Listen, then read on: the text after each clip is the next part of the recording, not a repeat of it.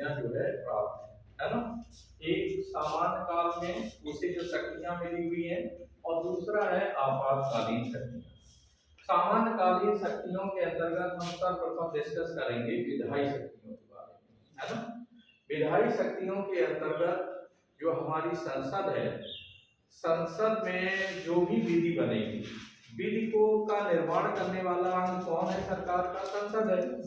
तो संसद जो भी कानून बनाएगी, कोई भी विधेयक संसद में लोकसभा राज्यसभा में प्रस्तावित किया जाएगा, तो आप देखिए संसद का जहां वो कार्यपालिका का मुखिया है, वहीं हमारा जो राष्ट्रपति है वो विधायिका का भी अंग है। आपसे पूछ दिया जाए संसद के कितने अंग?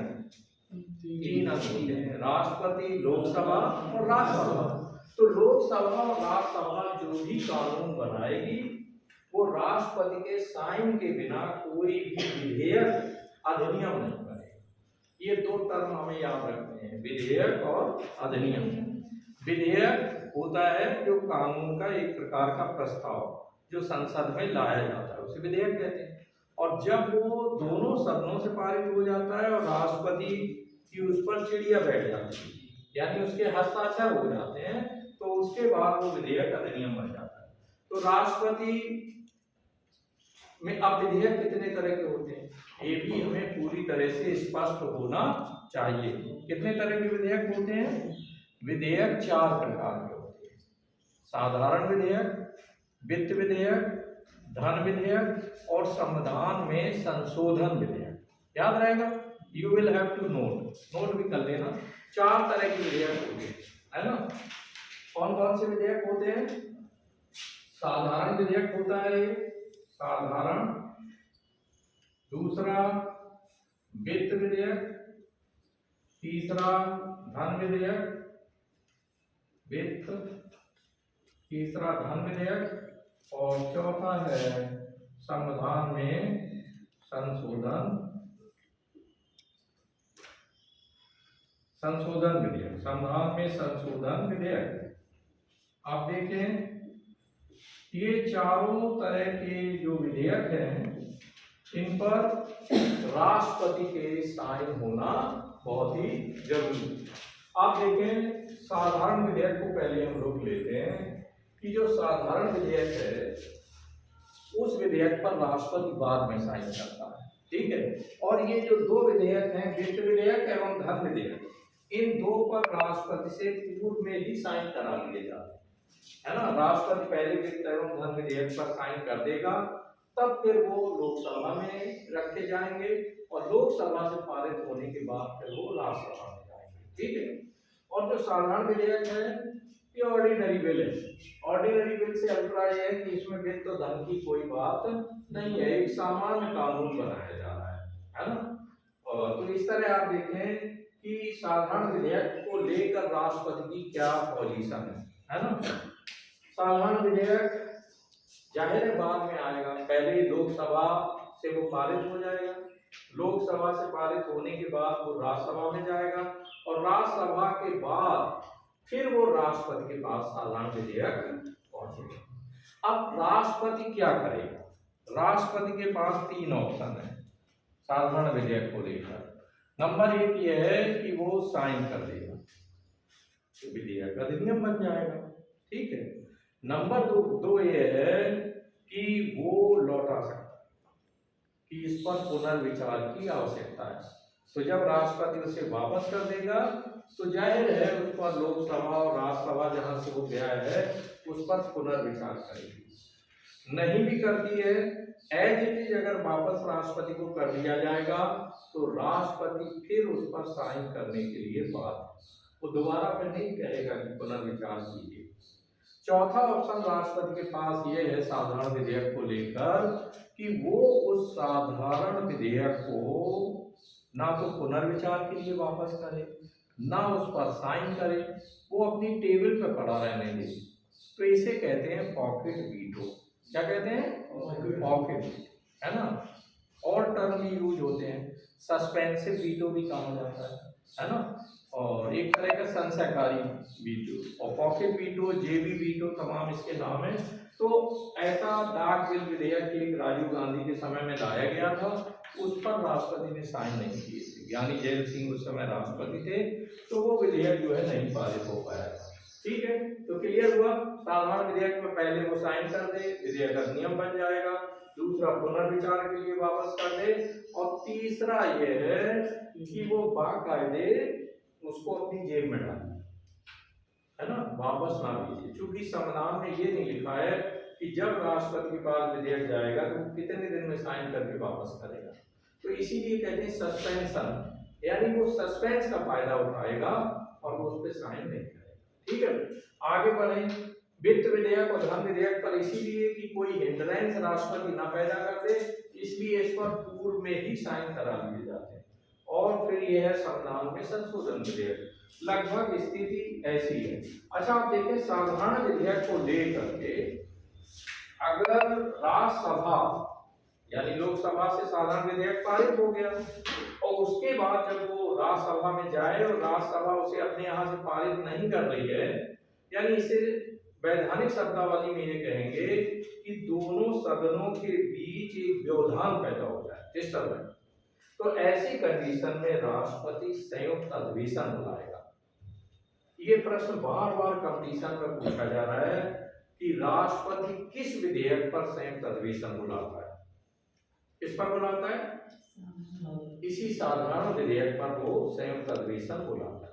ठीक है, एक प्रश्न ये बार बार पूछा जाता है कि संयुक्त अधिवेशन बुलाता कौन है, ज्वाइंट सेशन कौन बुलाता है? राष्ट्रपति। और एक प्रश्न ये बार बार पूछा जा रहा है कि संयुक्त अधिवेशन की अध्यक्षता कौन करता है? लोकसभा स्पीकर, लोकसभा अध्यक्ष करता है। क्लियर? तो ये हमें याद रखना है कि जब साधारण विधेयक को लेकर दोनों सदनों में मतभेद पैदा हो जाए तो ऐसी स्थिति में राष्ट्रपति संयुक्त अधिवेशन बुलाएगा। ठीक है, अब प्रश्न ये उठता है कि संयुक्त अधिवेशन बुला लिया गया तो विधेयक किसके फेवर में पारित होगा? लोकसभा के फेवर में। क्यों?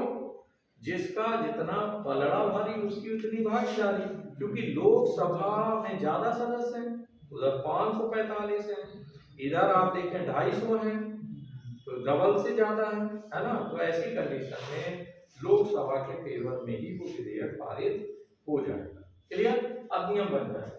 फिर आप देखें वित्त विधेयक के अंतर्गत तो साधारण विधेयक जो भी विधि है ना, इसके अलावा जब संसद की मीटिंग ना चल रही हो तो अनुच्छेद 123 के अंतर्गत वो संयुक्त अधिवेशन 123 के अंतर्गत वो अध्यादेश जारी करता है।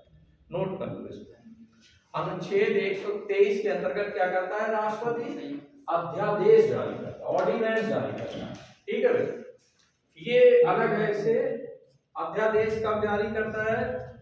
जब लोकसभा यानी संसद की कार्यवाही न चल रही हो, लोकसभा और राज्यसभा में जब कार्यवाही ना चल रही हो तो ऐसी स्थिति में जो हमारा राष्ट्रपति है वो अध्यादेश जारी करता है। अनुच्छेद पूछा जाता है बार बार कंपटीशन में, अनुच्छेद 123 के तहत अध्यादेश जारी करता है।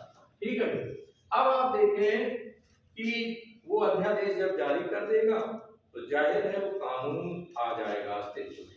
अध्यादेश ज्यादातर जो सरकारें जारी करती हैं इसे कहते हैं कानून को जारी करने का चोर दरवाजा। क्या कहते हैं?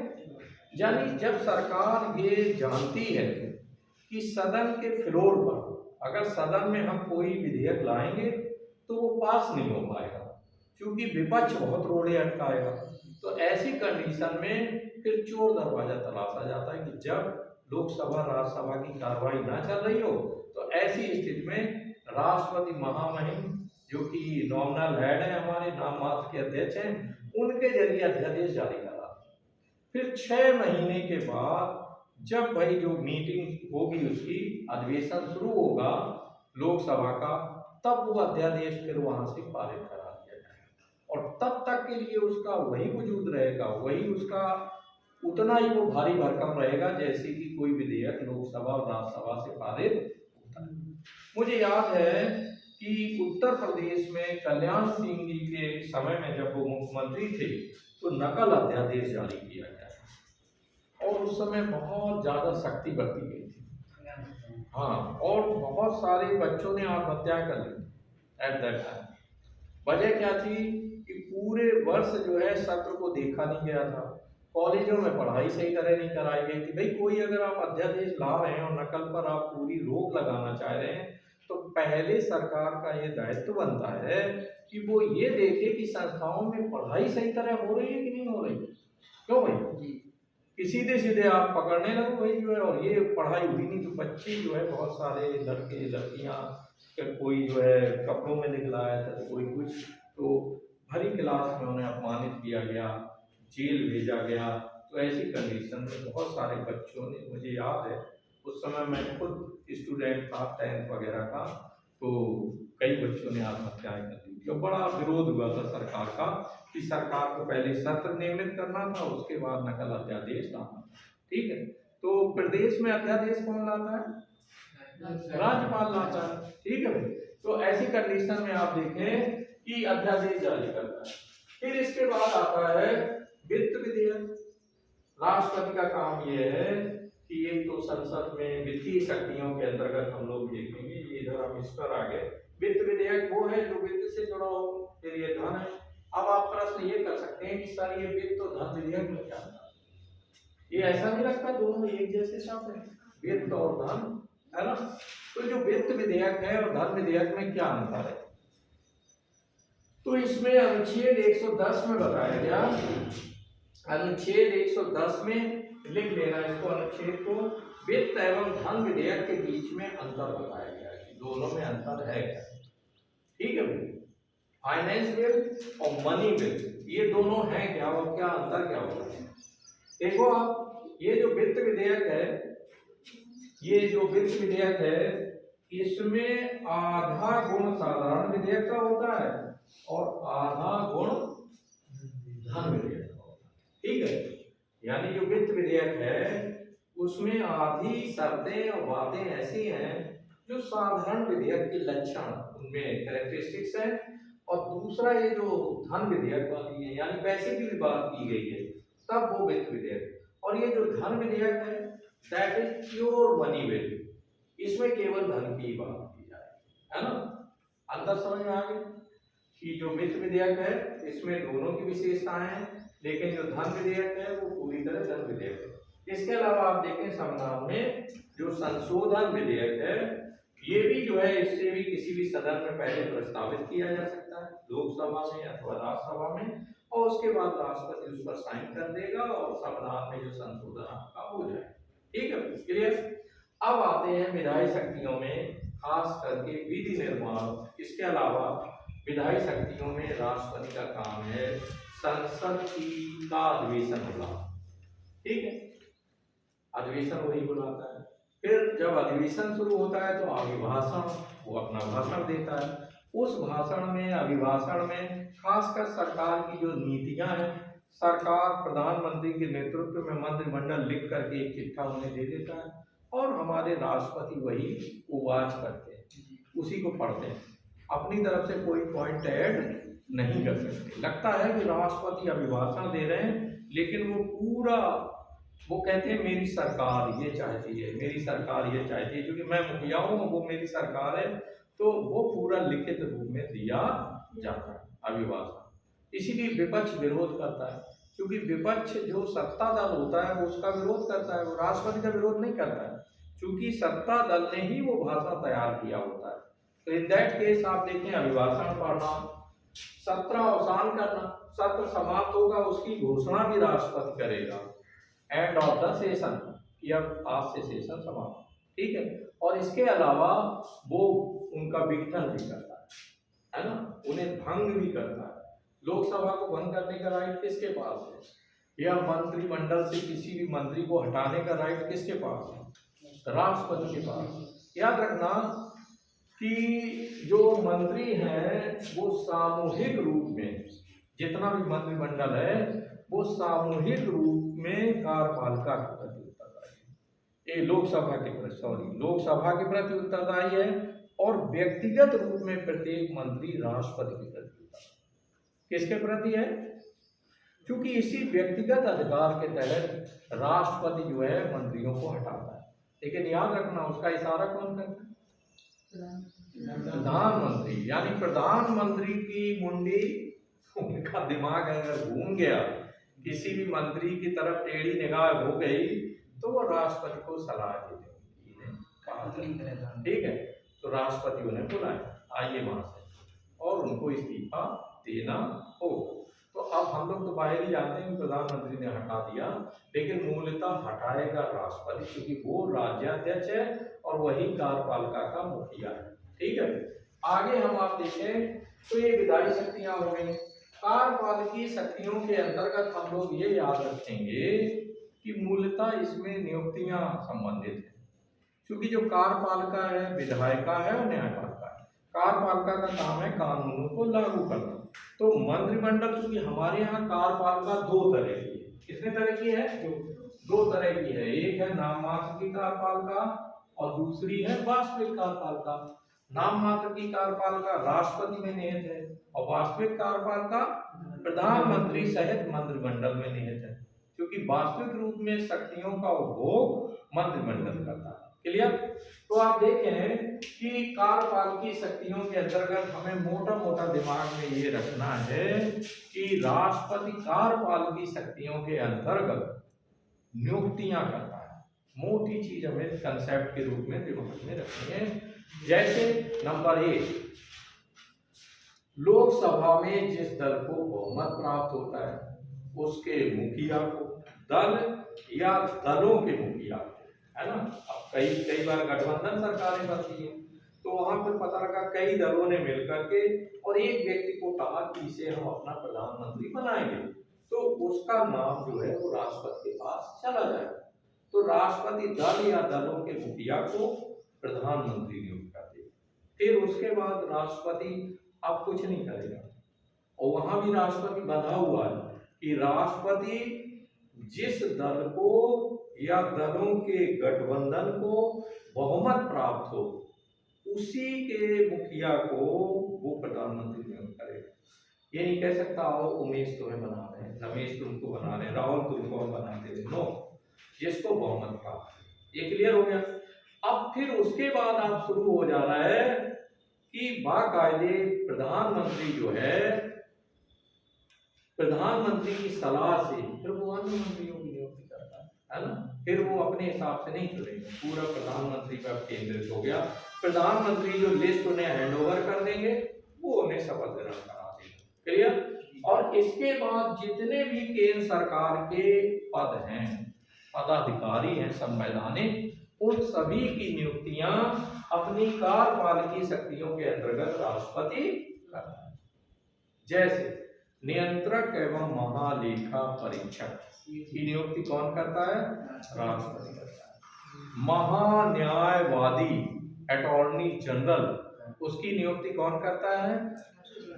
राष्ट्रपति करता है। इसके अलावा आप देखें वित्त आयोग में अध्यक्ष और उसके सदस्यों की नियुक्ति कौन करता है? राष्ट्रपति करता है।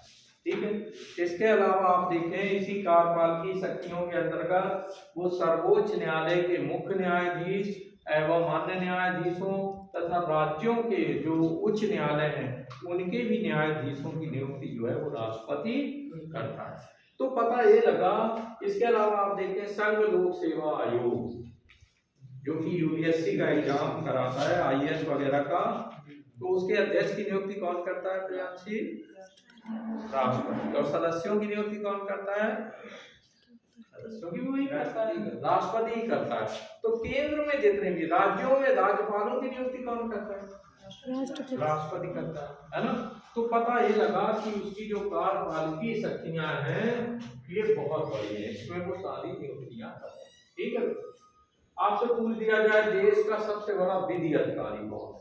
क्वेश्चन बन गया कंपटीशन के लिए। सबसे बड़ा विधि अधिकारी कौन सा है देश का? इन्होंने बताया महाधिवक्ता। ये भी अच्छा इन्होंने बता दिया, लेकिन याद रखना महाधिवक्ता प्रदेश में होता है। कहाँ होता है? प्रदेश में। और महान्यायवादी सेंटर में होता है। ठीक है।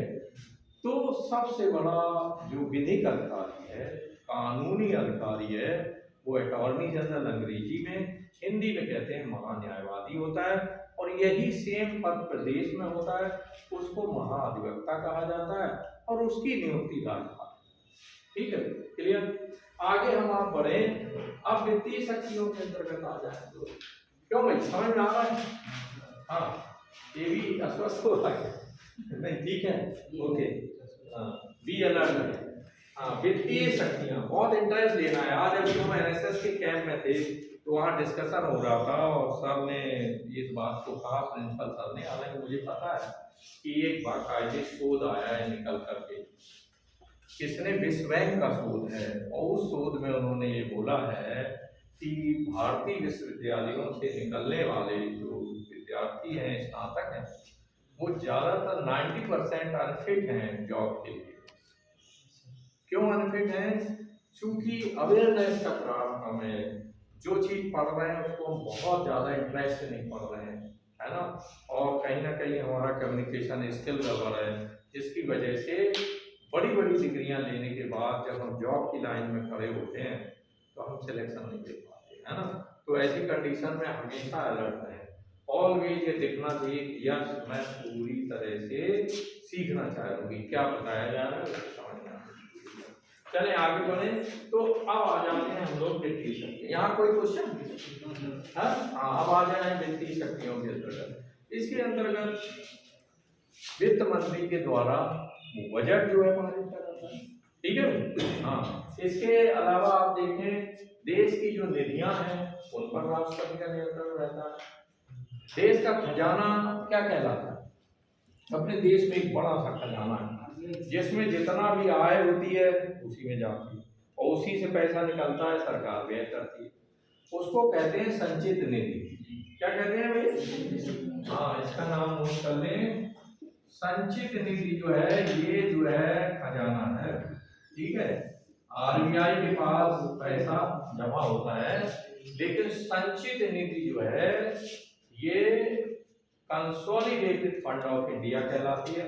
जितना भी सरकार वसूलती है, income tax, there are different type of taxes, वो सारे टैक्सों से जो पैसा लेती है वो सब संचित निधि में संचित हो जाता है, इसी में जमा होता है, और जब वो सरकार खर्च करती है तो इसी से निकाल करके खर्च करती है। एक और खाता होता है, वो है आकस्मिक निधि, जो राष्ट्रपति के नियंत्रण में रहती है, संसद के नियंत्रण में रहती है। आकस्मिक निधि का इस्तेमाल किया जाता है, अचानक भूकंप आ गया, बाढ़ आ गई, तो ऐसे में, या कोरोना आ गया, तो उस समय किया था। मोदी ने जो रुपए डलवाए, नहीं डलवाए, वो प्रधानमंत्री कोष था, वो अलग है, वो अलग है। एक आकस्मिक निधि है, वो राष्ट्रपति के नियंत्रण में रहती है, ठीक है, उससे वो खर्च करता है। और प्रधानमंत्री कोष में ऐसा हुआ कि हसन सर को थोड़ा ज्यादा पैसा था और डिमांड हो गई, तो हमने उसमें 50,000 रुपए भेज दिए कि चलो भाई, देश के कहीं न कहीं वो भोग में आ जाएंगे, किसी और ने भेज दिया। तो ऐसे बहुत सारे लोग गुप्त दान करते रहे हैं, तो वो उससे बनता है प्रधानमंत्री। मोदी जी ने कहा नहीं नहीं नहीं, उस कोष में नहीं, हमें अपना अलग कोष बनाएंगे, उन्होंने एक अलग कोष बना दिया था, जबकि वैधानिक रूप में ये बात सही नहीं है। क्यों नहीं? क्या प्रधानमंत्री कोष का साइज छोटा था क्या?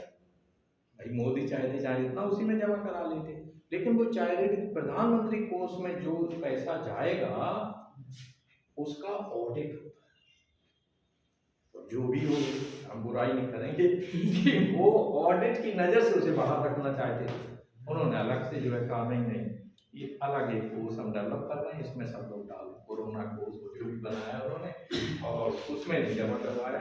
तो कई पूंजीपतियों ने, याद रखें, जो पूंजीपति होते हैं वो नंबर 2 वाला पैसा बहुत कुछ जो है, जो सत्ता में दल होता है उसको देते हैं, बड़ी संख्या में पैसा देते हैं, तो वो जाए, वो तो गदगद हो गए कि चलिए सीधे इधर जाएगा, इधर नहीं जाएगा। 10 रुपए मैंने डाले प्रधानमंत्री कोष में 10 डाले। देखिए, रेली इस पर चर्चा नहीं होती है, ये 10 रुपए की चर्चा होनी चाहिए, छोटे छोटे कोष का पता ही नहीं होता है। बहुत सारे लोग 10, 20, 50 डालते हैं और बड़ा पैसा डालने वाले तो बहुत सारे लोग हैं। खैर, आपको थैंक्स भाई कि आपने 10 कुछ तो सोचा होगा, 10 पता नहीं चला मैंने कहा नहीं, वो गए होंगे सही है। वित्तीय शक्तियां क्लियर हुआ, संचित निधि और ये दूसरी है ना, और फिर समितियां हैं, लोक लेखा समिति है। लोक लेखा समिति में विपक्ष का जो नेता होता है वो लोक लेखा समिति का अध्यक्ष होता है और उसमें 22 सदस्य होते हैं, 15 लोकसभा के होते हैं, 7 राज्यसभा से होते हैं। तो 22 लोग मिलकर के लोक लेखा समिति को देखते हैं उसमें सरकार कहाँ कहाँ खर्च कर रही है, यानी नियंत्रक एवं महालेखा। अच्छा एक क्वेश्चन बताएगी माँ, तुम बताओ देश का सबसे बड़ा वित्तीय अधिकारी कौन होता है? ये भी प्रश्न आता है। नियंत्रक एवं महालेखा परीक्षक कौन है? हाँ, ऑडिटर जनरल कैग बोलते हैं। हाँ, कैग सबसे बड़ा वित्तीय अधिकारी है, नियंत्रक एवं महालेखा परीक्षक। तो नियंत्रक एवं महालेखा परीक्षक पहले अपनी रिपोर्ट लोक लेखा समिति को देता है। किसे देता है? लोक लेखा समिति को देता है। फिर लोक लेखा समिति बाकायदे से संसद के पटल पर और फिर उस पर विपक्ष और सारा सत्ता पर इसमें डिस्कशन होता है कि आखिरकार जो व्यय किया है सरकार ने, प्रदेशों में जो व्यय हुआ है, क्या वो अकॉर्डिंग टू रूल रेगुलेशन हुआ है कि नहीं हुआ है ना। आप देखते हो ऑडिट होता है कॉलेजों का, अपने म्यूजियम का होता है ऑडिट, सभी जगह ऑडिट होता है। तो ऑडिटर जनरल वो पूरे देश में सरकार के आय व्यय को इकट्ठा करता है, मोटी फाइलें बनती हैं, फिर उनसे कंक्लूजन निकाला जाता है, फिर निष्कर्ष के रूप में एक फाइल बन जाती है, वो लोक लेखा समिति को हैंड ओवर कर दी जाती है। लोक लेखा समिति उस पर अध्ययन करती है, वहाँ ये भी देखती है सरकार ने यहाँ पर उन्हें दुरुपयोग किया है पैसे का, तो वो संसद में फिर चर्चा होती है, विपक्ष वही चढ़ाई करता है कि ये कैसे खर्च हुआ। जैसे मुझे याद है अटल जी के समय में कारगिल वार हुआ था, तो उस समय कफन घोटाला हुआ था, यानी ताबूत जो खरीदे गए थे, जो मृतक सैनिकों को ले जाने के लिए जो ताबूत खरीदे गए थे, तो उन्हें महंगा खरीदा गया था, यानी उससे कम रेट में ताबूत मिल रहे थे, हल्के मिल रहे थे, मजबूत मिल रहे थे, है ना, जिन्हें ले जाना आसान था। एक तो बेडोल खरीदे गए और दूसरा महंगे खरीदे गए, तो उस पर बाकायदे नियंत्रक एवं महालेखा परीक्षक ने ऑब्जेक्शन किया कि ये जो डील हुई थी वो डील सही नहीं थी। अभी हमने जो फ्रांस से भी जो जहाज खरीदे हैं उनको लेकर के भी विवाद छिड़ता रहता है बार बार कि उसमें कमीशन लिया गया, दूसरे भी उसी लेवल के जहाज और जगह से लिए जा सकते थे, तो सरकार ने कहीं ना कहीं लेन देन किया है। फिलहाल ये पॉलिटिकल बातें हैं, कितनी सही है कितनी गलत है, लेकिन चूंकि नियंत्रक एवं महालेखा परीक्षक अगर उस पर कोई उंगली लगा दे कि ये चीज गलत है, तो फिर जरूर कहीं ना कहीं कुछ गड़बड़ होता है। तो क्लियर हुआ। तो ये राष्ट्रपति का काम है कि वो बाकायदे बजट को रखवाता है, जो भी समितियां हैं वो भी उसकी देख रेख में काम करती हैं, संचित निधि पर उसका नियंत्रण रहता है, आकस्मिक निधि पर उसका नियंत्रण। अब देश का सबसे बड़ा सैन्य कमांडर कौन होता है? राष्ट्रपति होता है, यानी देश का सर्वोच्च अधिकारी, सैन्य अधिकारी जो है वो राष्ट्रपति होता है, सुप्रीम कमांडर। ठीक है, उसके अंतर्गत 3 कमांडर काम करते हैं, थल सेना का कमांडर, है ना, जल सेना का, वायु सेना का। अब इन तीनों को मिलाकर के एक और पोस्ट क्रिएट की गई, हाँ सीडीएस। सीडीएस अपनी रिपोर्टिंग अब राष्ट्रपति को करता है ना, और सीडीएस इनपुट लेता है तीनों कमान से, है ना, और उनको कमांड करता है। तो पता लगा राष्ट्रपति का थोड़ा काम हल्का कर दिया गया और इस तरह से कमान। कॉन्स्टिट्यूशनल बॉडी है सीडीएस, कॉन्स्टिट्यूशनल तो नहीं है। हमने आसपास दुनिया के तमाम देशों में देखा कि वो सीधे सीधे जो मैन एग्जीक्यूटिव से का काम हल्का करने के लिए एक उसी फील्ड का एक एक्सपर्ट जो जनरल है उसको बना देते हैं सीडीएस। तो हमने भी कहा जैसे जरूरत है ना, जैसे पड़ोस में पाकिस्तान भी वही कर रहा है, तो कहा हम भी सीडीएस बनाएंगे, तो नहीं सीडीएस बना रही। मोदी जी के समय पहला सीडीएस रावत था, जिससे पहले सीडीएस होता ही नहीं था। भाई 3 सेना अध्यक्षों के नाम सुनते थे, थल सेना, जल सेना, वायु सेना अध्यक्ष, और इनकी नियुक्ति राष्ट्रपति करता था, है ना, और राष्ट्रपति सुप्रीम कमांडर होता था। अब बीच में सीडीएस ला दिया। सीडीएस को लाने के पीछे बड़ा मोटिव ये है कि जो सरकार है वो सेनाओं पर भी अपना अप्रत्यक्ष नहीं बल्कि प्रत्यक्ष नियंत्रण रखना चाहती है कि हम तीनों कमानों से सारे इनपुट सीडीएस के पास आ जाएंगे, सीडीएस रिपोर्ट करेगा प्रधानमंत्री और रक्षा मंत्री को। ठीक है, हाँ, तो इस तरह राष्ट्रपति का काम हल्का किया गया। और जो भी है फिलहाल तो आगे बढ़े, फिर आ जाता है सैन्य शक्तियां। क्लियर हो गया? वही युद्ध की घोषणा करता है, वही संधि की घोषणा करता है। कौन? राष्ट्रपति, क्योंकि वही सुप्रीमो है। लेकिन याद रखना, संसद की सलाह के बगैर नहीं करता है ना। हालांकि पहले वो कर सकता है ना, लेकिन उसके बाद तुरंत बल्कि संसद में उसको रखना होगा, है ना। फिर आया, और फिर चूंकि हमारा राष्ट्रपति वैसे भी न्यूट्रल है, नाम मात्र का मुखिया है, जब तक प्रधानमंत्री और उसका मंत्रिमंडल निर्णय नहीं लेगा तब तक वो युद्ध की घोषणा नहीं करेगा। ठीक है ना, संधि करेगा किसी देश के साथ। इसके अलावा आ गया न्यायिक शक्ति। न्यायिक शक्तियों में क्या आता है कि एक तो इसमें हम ये दे सकते हैं कि जितने भी सर्वोच्च पदाधिकारी हैं, है ना, जो न्यायपालिका की जितने भी अधिकारी हैं, खास करके सर्वोच्च न्यायालय के मुख्य न्यायाधीश की नियुक्ति करता है, उसकी सलाह पर अन्य न्यायाधीशों की सर्वोच्च न्यायालय में नियुक्ति करता है। और इसके अलावा जितने भी हाई कोर्ट्स हैं उनके मुख्य न्यायाधीशों की भी नियुक्ति हमारा राष्ट्रपति करता है। एक बात तो हम इसमें न्यायिक शक्तियों में ये याद रखेंगे। और दूसरी बात हमें ये याद रखनी है कि अपनी न्यायिक शक्तियों के अंतर्गत वो अपराधियों को क्षमादान दे सकता है ना। पता लगा किसी को मृत्यु दंड मिला हुआ है, उसने आवेदन किया राष्ट्रपति के पास, तो वो उस मृत्यु दंड को सीमित करते हुए उसे आजीवन कारावास में बदल सकता है। और आजीवन कारावास को वो कुछ वर्षों की सजा में बदल सकता है। लेकिन याद रखना कि राष्ट्रपति ऐसा कुछ भी नहीं करेगा तब तक जब तक कि गृह मंत्रालय उसको लिख करके नहीं देगा। राजा कोई काम नहीं करता और राजा कोई गलती नहीं करता। अभी तक कोई समाधान नहीं होता, इसलिए बता दें, राजा कोई काम नहीं करता और राजा कोई गलती नहीं करता। तो राजा चूंकि कोई काम नहीं करता इसलिए गलती नहीं करता, इसलिए हमारा राष्ट्रपति कभी गलती नहीं करता।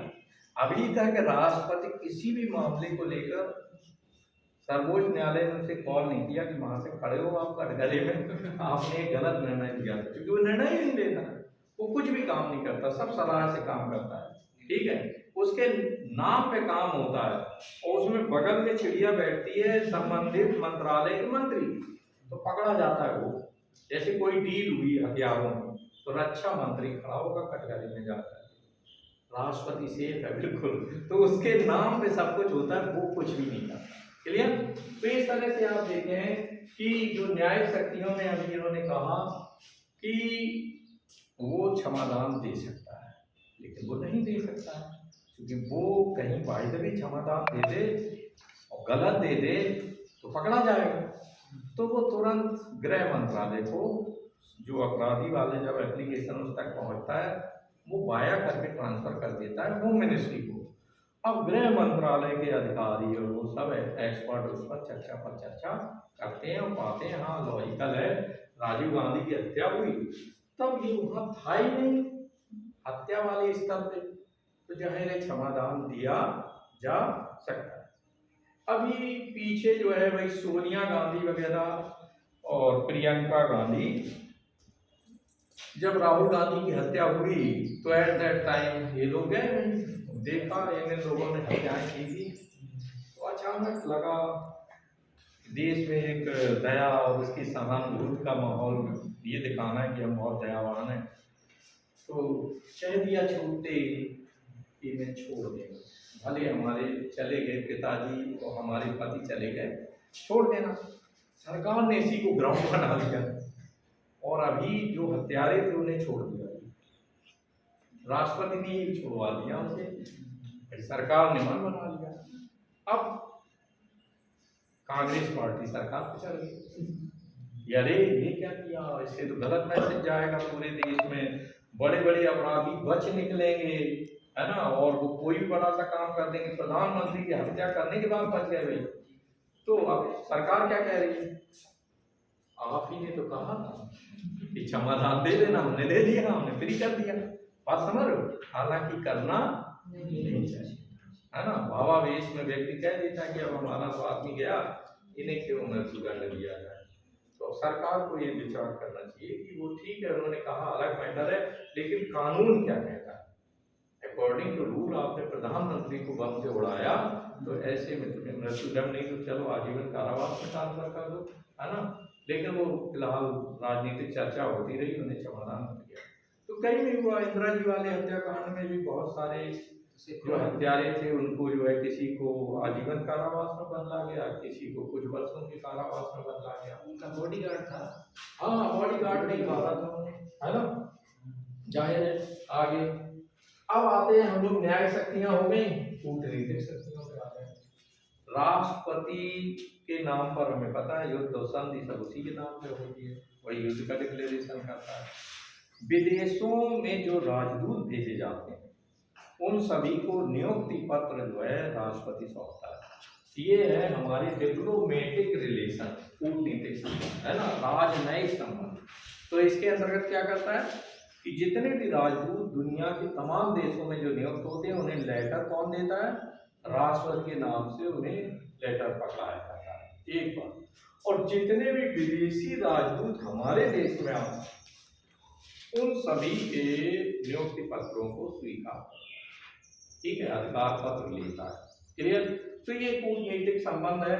और याद रखना, इंटरनेशनल जितनी भी डील होती हैं, जितनी भी संधियां होती हैं, भले हमारे प्रधानमंत्री महोदय फ्रांस गए और एक डील कराए, लेकिन जो लेटर होता है वो महामहिम के नाम पर होता है, ऊपर की जो लैंग्वेज है वो राष्ट्रपति के नाम पर। जैसे आप लोग यूपीएससी में सेलेक्ट हो जाओगे, आईएएस बन जाओगे, तो जो लेटर आपको अपॉइंटमेंट लेटर मिलेगा वो राष्ट्रपति के भाई नहीं मिलेगा, है ना।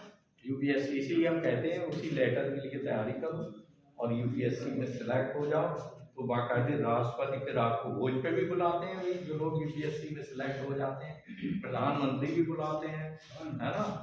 तो जाहिर है प्रयास करना चाहिए। अब हम लोग आ जाते हैं आपातकालीन शक्तियों के अंदर। अभी अब और रह गई कोई कूटनीतिक शक्तियां हो गई। फिर आया हमारा दूसरे तरह की शक्तियां हैं आपातकालीन शक्तियां। टाइम हो गया 5 मिनट में। आपातकालीन शक्तियों में समझ लो 1 मिनट में। आपातकालीन शक्तियों के अंतर्गत अनुच्छेद 352 के अंतर्गत राष्ट्रपति पूरे देश में आपातकाल की घोषणा कर सकता है, इसीलिए इसे राष्ट्रीय आपातकाल कहते हैं। लेकिन 42वें संविधान संशोधन के द्वारा अब ये कह दिया गया है कि जरूरी नहीं कि पूरे देश में ही इसे लागू किया जाए, अगर प्रदेशों में भी कुछ में हालत खराब है तो ऐसी कंडीशन में भी राष्ट्रीय आपातकाल की घोषणा की जा सकती है। अब प्रश्न ये उठता है कि राष्ट्रीय आपातकाल राष्ट्रपति कब घोषित करे। नंबर 1 है युद्ध, किसी देश से हमारा युद्ध हो रहा हो, या बाहरी आक्रमण कोई देश हम पर हमला कर दे, या हम युद्धरत हो। और तीसरा ये है सशस्त्र विद्रोह करते देश के अंदर कुछ लोग उठ खड़े हों और हथियारबंद होकर सरकार के अगेंस्ट विद्रोह कर दें, इसे कहते हैं सशस्त्र विद्रोह। पहले शब्द था आंतरिक अशांति, 44वें संविधान संशोधन के द्वारा उसे हटा दिया गया और आंतरिक अशांति को हटाकर अब सशस्त्र विद्रोह कर दिया गया। क्यों ऐसा क्यों किया गया? क्योंकि इंदिरा जी ने आंतरिक अशांति का लाभ लेते हुए देश में आपातकाल की घोषणा कर दी थी और विपक्ष के सारे नेताओं को जेल में डाल दिया था। तो जब 44वां संविधान संशोधन जनता पार्टी ने किया तो कहा यह तो बड़ा खतरनाक है, आंतरिक अशांति। कभी भी प्रधानमंत्री कह सकता है देश में आंतरिक अशांति का माहौल है। भाई जैसे विपक्ष इस समय मोदी जी पे चढ़ाई कर रहा है तो मोदी जी को लगे तो राष्ट्रपति को सलाह दें कि भाई आंतरिक अशांति है, तुरंत भगाइए, है ना। इंदिरा जी ने वही किया, है ना। तो फिर जब जनता पार्टी सरकार में आई, क्योंकि पीड़ित पक्ष जनता पार्टी थी, तो उसने देन एंड देयर कहा हटाओ इसको, और उसकी जगह पे लिखा कि नहीं ऐसे केवल आंतरिक अशांति से काम नहीं चलेगा, जब लोग हथियारबंद होकर सशस्त्र विद्रोह करें शस्त्रों के साथ, तब जो है अनुच्छेद 352 का प्रयोग किया जाए। 3 टर्म याद रखना है, युद्ध, बाहरी आक्रमण और तीसरा है सशस्त्र विद्रोह। क्लियर। फिर 356, अगर राज्य सरकारें हमारे संविधान का अनुपालन नहीं कर रही हैं, संविधान का अनवरत उल्लंघन कर रही हैं, तो तो ऐसी कंडीशन में अनुच्छेद 356 के तहत उस राज्य में आपातकाल थोप दिया जाएगा। हालांकि याद रखें इस अनुच्छेद 356 का प्रयोग ज्यादातर राजनीतिक वैमनस्यता के तहत किया जाता है। केंद्र में सरकार दूसरे की है और प्रदेश में सरकार दूसरे की है, तो ऐसी कंडीशन में जो राज्यपाल है चूंकि वो केंद्र सरकार का एजेंट होता है ना, तो वो बराबर लगा रहता है हमेशा कि कैसे नाम देना पड़ेगा कि ममता बनर्जी गलती कर रही है, हटाओ, है ना, तो हटा दिया जाता है ना। जैसे अभी महाराष्ट्र में सरकार बदलती है ना, सर्वोच्च न्यायालय पर अभी चर्चा पर चर्चा चल रही है। तो फिलहाल आप देखें, लेकिन हाँ राज्य कुछ उल्लंघन करते हैं, जैसे केंद्र द्वारा कोई भी प्रशासनिक निर्णय लिए जाए, है ना, जैसे सपोज दैट गरीबों को धन वितरित करना है, प्रधानमंत्री योजना लागू करना है, रोजगार योजना लागू करना है। अब प्रदेश सरकारें कह रही हैं क्योंकि वो केंद्र वाली सरकार वहां नहीं है, उन्होंने कहा हम इसे नहीं लागू करेंगे, है ना। तो ऐसी कंडीशन में ये हुआ संविधान का उल्लंघन। प्रदेश सरकारों को केंद्र सरकार के प्रशासनिक, वित्तीय एवं अन्य विधायी निर्णयों को स्वीकार करना होगा। अगर वो नहीं कर रहे हैं तो ऐसी कंडीशन में अनुच्छेद 356 का प्रयोग कर देंगे। फिर आता है अब ये कि इसका प्रयोग कितनी बार हुआ? 3 बार हुआ। 3 बार। राज्यों में 118 बार से ज्यादा हो गया और ग्राफ बढ़ रहा है डे बाय डे। और ये जो वित्तीय आपातकाल है इसका प्रयोग एक भी बार नहीं हुआ है। थोड़ा हालात बिगड़े थे, चंद्रशेखर जब प्रधानमंत्री हुआ करते थे उस समय लग रहा था कि ये वित्तीय आपातकाल लग जाएगा, है ना, और 45 टन सोना हमें गिरवी रखना पड़ा था IMF के पास। इंटरनेशनल जो मॉनेटरी फंड है उसमें बाकायदे 47 टन सोना गिरवी रख करके विदेशी मुद्रा लेनी पड़ी। जैसे अभी श्रीलंका में संकट आ गया तो विदेशी मुद्रा का बहुत बड़ा संकट था, तो हमारे देश ने उनकी सहायता की, चलो हम आपकी हेल्प करते हैं, है ना। तो श्रीलंका में जैसा वित्तीय संकट आया है, तो अगर ऐसा संकट आता है तो अनुच्छेद 360 के अंतर्गत राष्ट्रपति जो है इसकी घोषणा करेगा, लोगों के वेतन घटा दिए जाएंगे, है ना, आधे किए जा सकते हैं, चौथाई किए जा सकते हैं, पूरे भी देने से मना किया जा सकता है, ऐसी स्थिति बने, है ना। तो ये वित्तीय आपातकाल में आता है। और अनुच्छेद जो 19 है जिसमें 6 प्रकार की स्वतंत्रताएं मिली हुई हैं, वो स्वतंत्रताएं भी सीज हो जाती है। ऐसे यहाँ पर राष्ट्रीय आपातकाल का क्या संवैधानिक प्रभाव है? नंबर 1 ये है कि अनुच्छेद 19 में जो आपको 3 तरह की स्वतंत्रताएं, 6 तरह की स्वतंत्रताएं मिली हैं, वो स्वतंत्रताएं आपकी लागू नहीं रहती।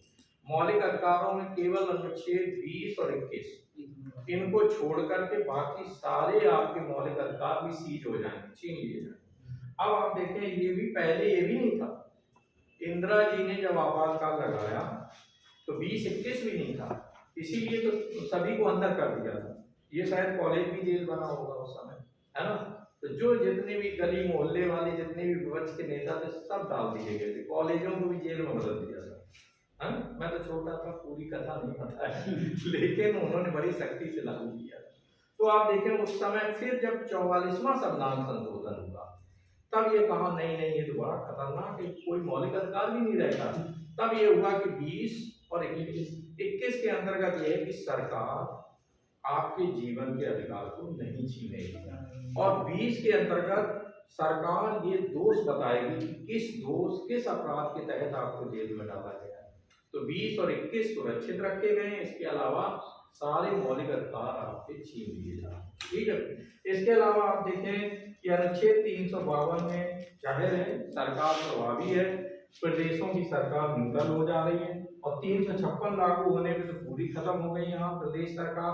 तो केंद्रीय संसद फिर उनके लिए कानून बनाती है, और प्रदेश की संचित निधि से खर्चा तो करेगा, मुख्यमंत्री होता नहीं है, तो राज्यपाल बाकायदे राष्ट्रपति के प्रतिनिधि के रूप में बाकायदे को राजकोष से खर्चा करेगा, वही एज एडमिनिस्ट्रेटर रूल करेगा, ठीक है। और वित्तीय आपातकाल में सैलरी वगैरह में कटौती केवल न्यायपालिका के जो अधिकारी हैं, जो न्यायाधीश हैं, उनके वेतन में नहीं कटौती होगी, बाकी सभी की कटौती कर दी जाएगी। ओके, तो आज इतना ही लेक्चर था।